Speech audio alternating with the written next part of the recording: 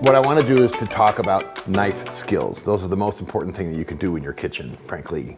If you don't know how to cut things, chop things, slice things, pare things, you can't prepare your foods unless you go to the store and just get them all done in a bag, which is not what we're about. There are many different kinds of knives, and I'm going to try to show you different techniques to use with each of them. If you had to have just one knife in your entire kitchen for everything you needed to do, you'd use a chef's knife. You definitely have to have if you're going to be doing any kind of cooking. The most important thing to keep in mind with knives are these. First of all, they need to be sharp. Most people don't know this, but the sharpness of a knife comes from something that you really can't see. A really sharp knife has a blade that goes like this and then like this at the end. So that you cut a blade like that, and then there's a little teeny bit at the end which makes it really sharp. And so when you sharpen a knife, you have to do it in two stages. You first set this edge and then you set that edge. These electronic sharpeners are very good for that. And that's why I like them. They're expensive and people don't often have them in their home, but I like this one. I've used it for years and really enjoy it. So over here, what we're doing is we're setting that second edge. You don't have an electric knife sharpener, but you do have one of these steels. Sometimes the steel is made of steel, sometimes in this case it's made of ceramic.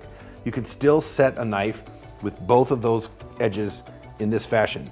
So the first one is a little bit at this angle, and the second one is at that angle. So go down against the ceramic or the steel, what's called the steel, this way, and then set it by going at a deeper angle this way.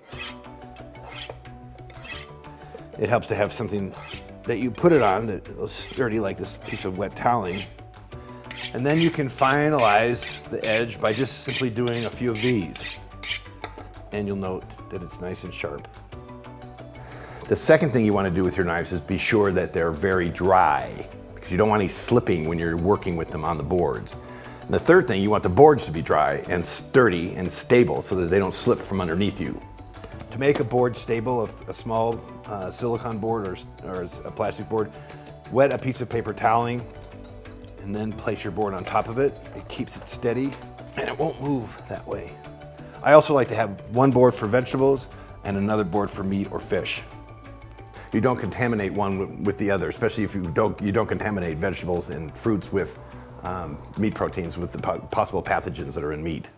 The other thing you want with your knife technique is to have a good stance.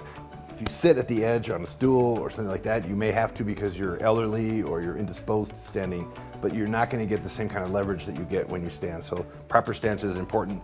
It helps to stand straight up, not hunched over, so you have good leverage, and use the weight of yourself as you chop or slice or pare or dice or all the other things you do with knives.